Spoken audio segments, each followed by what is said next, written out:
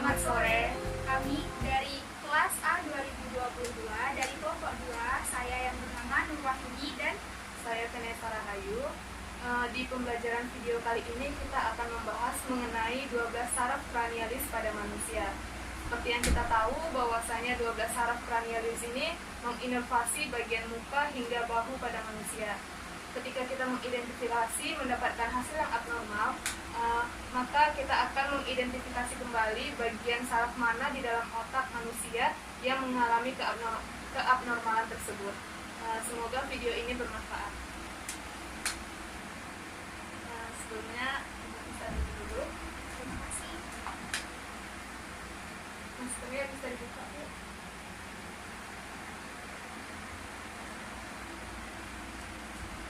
Sebelum kita melakukan pengecekan, ada baiknya kita mencuci tangan terlebih dahulu.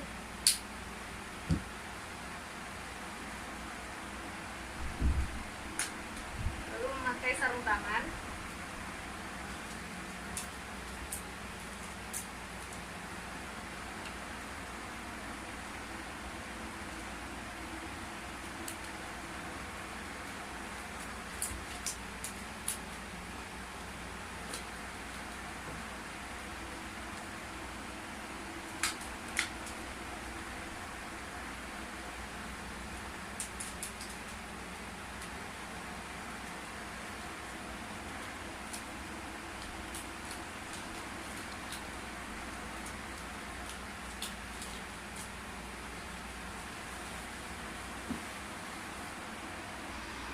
Selanjutnya kita akan melakukan pemeriksaan yang pertama, yaitu nervus pertama olfaktorius atau indera penciuman, yang mana kita akan mengetes indera penciuman dari pasien.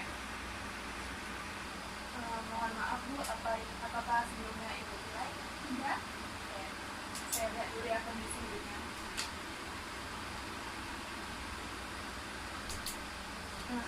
Saya minta tolong kepada Ibu untuk menukis sebelah ibunya dengan satu jari sebelah kiri, lalu menghembuskan nafas dari hidung yang sebelahnya. Sebaliknya. Terima kasih Bu. Sebelumnya bisakah Ibu untuk menutup kedua mata Bu? Lalu nantinya Ibu akan mengidentifikasi bau apa yang tercium. Yang pertama,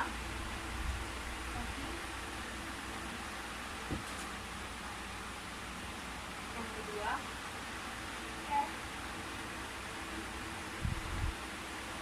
yang ketiga. Terima kasih Bu, sudah boleh dibuka matanya. Pemeriksaan yang barusan kita lakukan itu bertujuan untuk mengecek ketajaman penciuman dari pasien. Pemeriksaan nervus kedua yaitu optikus, di mana kita akan melakukan pemeriksaan untuk pemeriksaan visual dan pemeriksaan lapang pandang. Sebelumnya, jarak antara pasien dengan pemeriksa itu harus kurang lebih 6 meter. Saya minta tolong kepada Ibu untuk menutup mata sebelah kiri dengan tangan kiri sebelumnya. Lalu Ibu menyebutkan berapa jari yang saya angkat. 3, 5, 2. Baik, terima kasih. Selanjutnya Ibu menutup mata sebelah kanan dengan tangan kanan tanpa terpejam.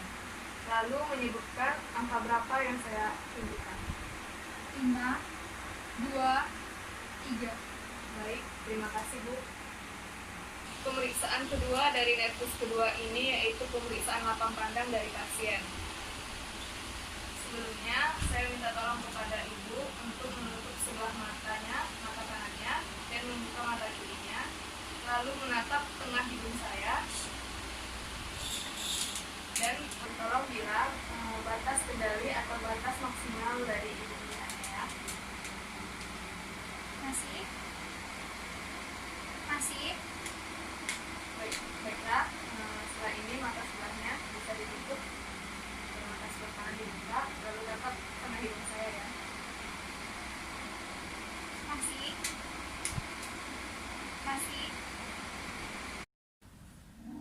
Selanjutnya, kita melakukan pemeriksaan pada nervus 3 yaitu oculomotoris, nervus 4 trochlearis, dan nervus 6 abdusen. Pemeriksaan nervus ini meliputi gerakan bola mata dan refleks pupil. Kita akan melakukan prosedurnya pada pasien dan diarahkan kepada pasien untuk mengikuti arah benda yang saya gerakkan, baik ke atas, ke bawah, ke kanan, maupun ke kiri. Silakan diikuti ya, Bu.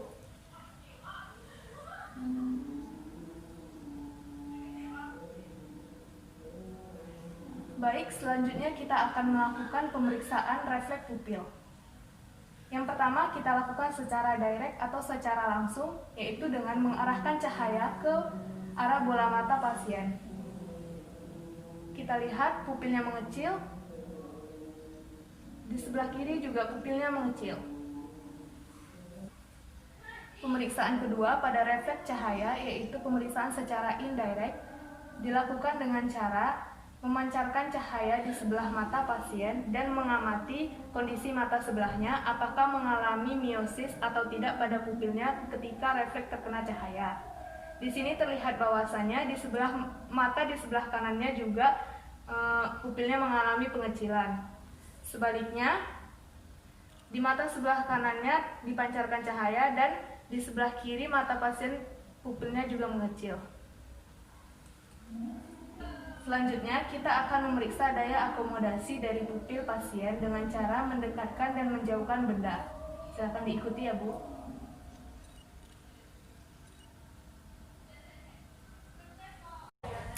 Baik, pemeriksaan yang kelima, nervus trigeminus, nervus yang mengintervensi untuk otot-otot di pengunyahan.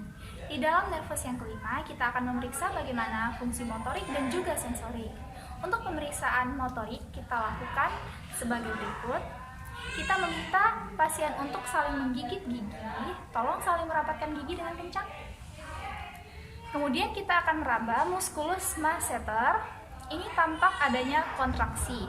Kemudian kita juga papasi di daerah musculus temporalis, di sini juga terasa adanya kontraksi otot. Untuk pemeriksaan sensorik, kita lakukan dengan meminta pasien mengidentifikasi apakah rangsangan yang diterima di daerah wajah berupa rangsangan benda halus atau rangsangan benda tajam. Pasien tolong menutup mata dan menyebutkan rangsangan halus atau tajam. Mengerti? Mengerti.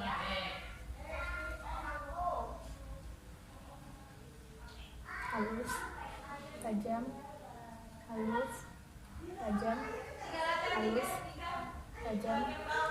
Baik, kemudian coba buka mata dan buka mulutnya. Saya akan melakukan penekanan di daerah dagu, kemudian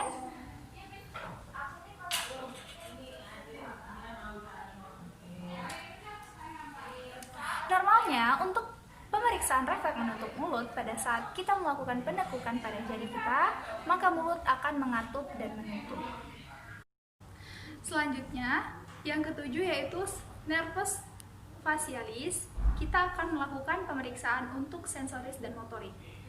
Untuk pemeriksaan motorik, kita mulai dengan meminta pasien untuk memejamkan mata dengan kuat.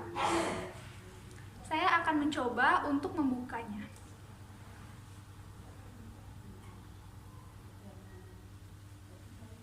Baik, ini menandakan bahwa otot di kelopak mata pasien ini cukup kuat.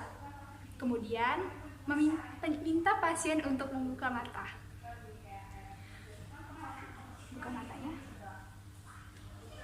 Baik, kemudian minta pasien untuk angkat alis ke atas sambil mengerutkan dahi.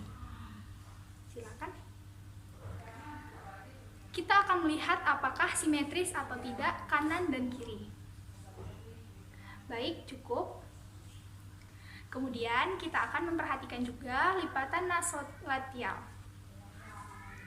Lipatan nasolateral, ketika simetris maka saraf facialisnya bagus.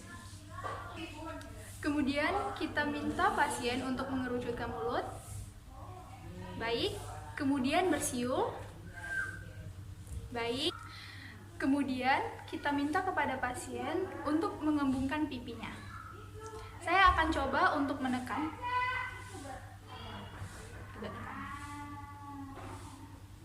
Baik, itu adalah pemeriksaan ketujuh untuk bagian motorik. Baik, selanjutnya kita melakukan pemeriksaan bagian sensoris. Kita meminta pasien untuk bisa mengidentifikasikan rasa apa yang nantinya akan dia rasakan di lidah. Ini ada 4 rasa, ada manis, ada pahit, ada asin, dan juga asam. Nanti saya akan meneteskan beberapa rasa. Tolong pada saat satu rasa itu sudah menempel di lidah, pasien bisa menunjuk itu rasa apa yang sesuai dengan tulisannya. Baik, saya akan meminta pasien untuk menjulurkan lidah selama pemeriksaan. Saya minta untuk tidak memasukkan lidah sebelum pemeriksaan selesai. Setelah saya minta untuk memasukkan, baru pasien bisa memasukkannya. Baik, kita mulai.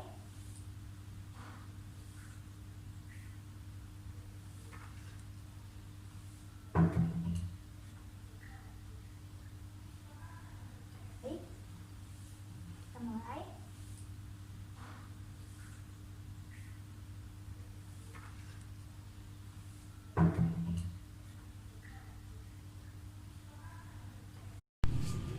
Selanjutnya, pemeriksaan nervus yang ke-8 yaitu nervus vestibulocochlearis yang terdiri dari pemeriksaan pendengaran serta keseimbangan pada pasien.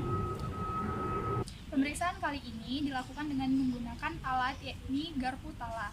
Ada 3 jenis pemeriksaan yang akan kita lakukan pada pasien kali ini. Yang pertama yaitu tes Weber. Pemeriksaan kali ini dilakukan dengan cara menggetarkan garpu tala, lalu letakkan garpu tala pada dahi pasien.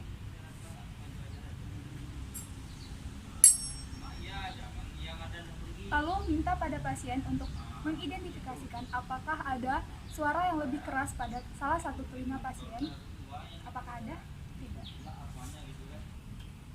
Normalnya, tes Weber antara telinga kanan dan kiri sama. Jika terdengar lebih keras di telinga kanan, menunjukkan tuli konduksi, dan jika terdengar lebih keras di telinga kiri, menunjukkan tuli persepsi. Yang kedua, yaitu kita akan melakukan tes Rinil untuk mengetahui penghantaran suara melalui tulang dan juga udara. Kali ini kita akan menggetarkan garpu tala, lalu kita akan letakkan ke tulang mastius pasien. Dengarkan sampai suara menghilang. Apakah sudah menghilang? Sudah. Lalu kita pindahkan garpu tala ke depan telinga pasien. Dengarkan sampai suara garpu tala menghilang. Apakah sudah menghilang? Sudah. Lalu pindahkan garpu tala ke telinga pemeriksa. Normalnya, suara garpu tala akan menghilang sama dengan pasien dan pemeriksa. Yang ketiga yaitu tes wabah untuk mengetahui penghantaran suara melalui udara. Meminta untuk pada pasien mengidentifikasikan suara garpu tala terdengar atau tidak. Terdengar, terdengar, terdengar, terdengar, terdengar, terdengar, tidak, tidak. Selanjutnya, nervus yang ke-9, glossopharyngeus, dan nervus ke-10, vagus. Pemeriksaan nervus ini akan kita lakukan dalam 3 hal. Yang pertama, refleks menelan dari pasien. Kita meminta pasien untuk minum sambil kita mengamati pergerakan kerongkongan pada pasien. Ada naik turun sehingga menunjukkan bahwa fungsi dari nervus ini bekerja dengan baik.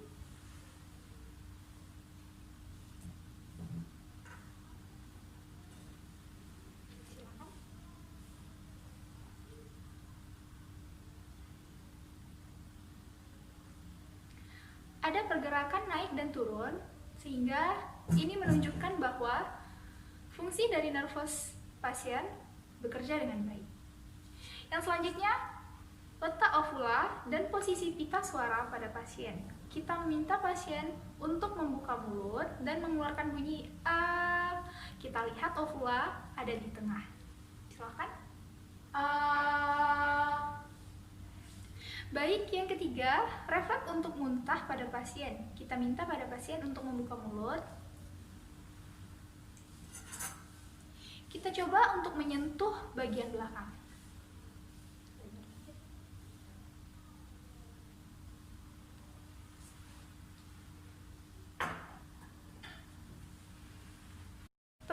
selanjutnya yakni nervus yang ke-11 yaitu nervus accessorius.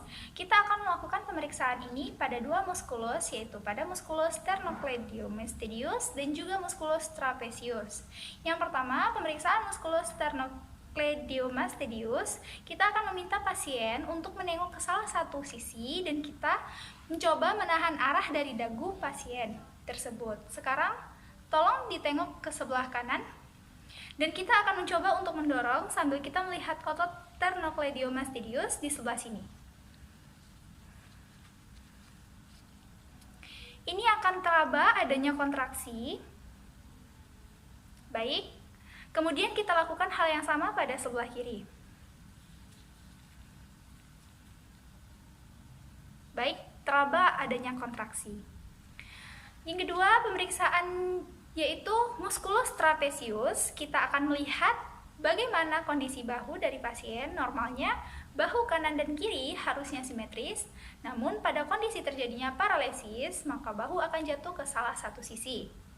Yang kedua ini adalah kita meminta pasien untuk mengangkat kedua bahu dan kita mencoba untuk menahannya.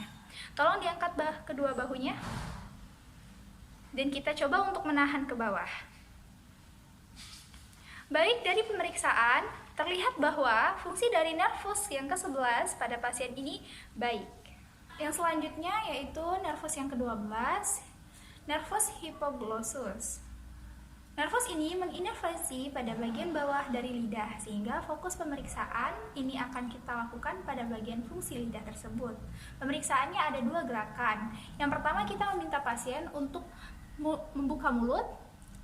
Lidahnya tetap di dalam, kemudian kita lihat posisi dari lidah. Untuk kondisi normal, lidah akan tetap di dalam dan di tengah, namun ketika terjadi paralesis, maka lidah itu akan mengarah kepada posisi kondisi yang sehat.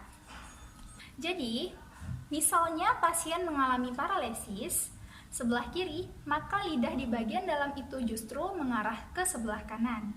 Begitu juga sebaliknya. Baik, yang kedua, meminta pasien untuk menjulurkan lidah.